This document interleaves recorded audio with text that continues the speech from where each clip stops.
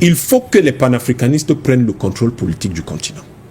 Et quand ils auront pris le contrôle politique du continent, ils organiseront l'écriture de l'histoire de l'Afrique.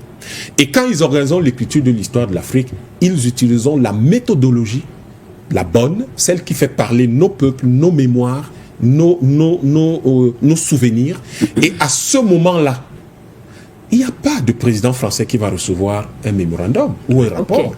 Il n'y a pas un président du Cameroun ou de quel pays, je ne sais pas, qui recevra un rapport.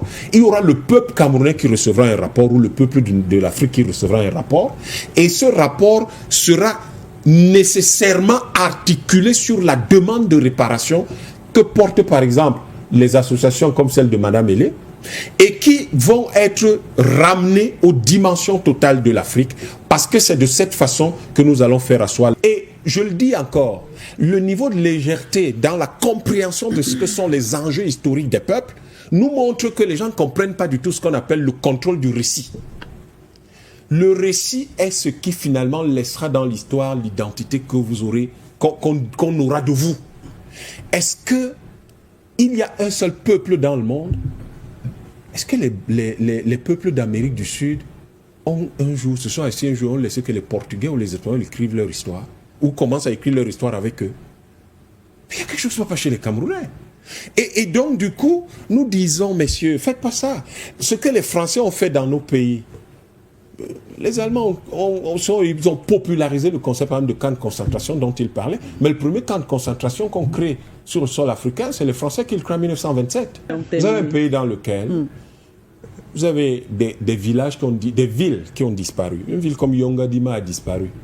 En une heure, les gars ont mitraillé tout le monde, ils ont tué tout le monde. Vous avez des zones comme Ikite, 500 morts en 45 minutes. Vous avez la forêt d'Ebo dont on parle aujourd'hui, les gens sont en train de truander les bananes là-bas.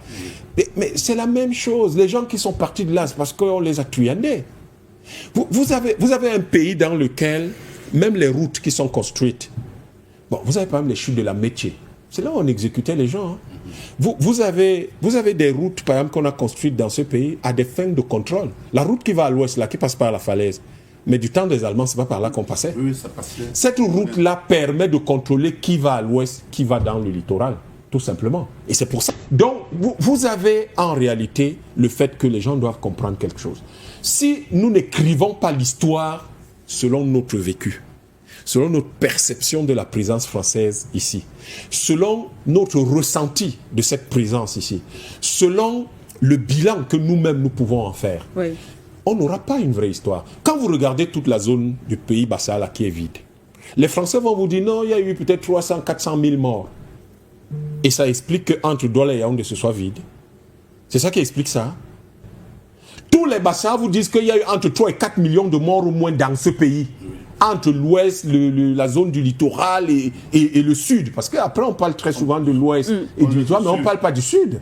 On ne parle pas de l'est, on ne parle pas de ces zones-là. Mais il y a eu entre 3 et 4 millions de morts. Ce n'est pas très loin de ce que les Juifs ont perdu. Ils disent qu'ils ont perdu 6 millions de Juifs pendant la Deuxième Guerre mondiale. Et des gens se lèvent, c'est eux qui viennent nous raconter comme notre souffrance. Quelqu'un vous raconte votre souffrance. Quelqu'un vous raconte votre douleur. Quelqu'un décide que c'est lui qui va dire quelle est... Et puis il y a une autre chose. 30 secondes, docteur Yam. On a plus de temps. Il y a une autre chose dans cette affaire.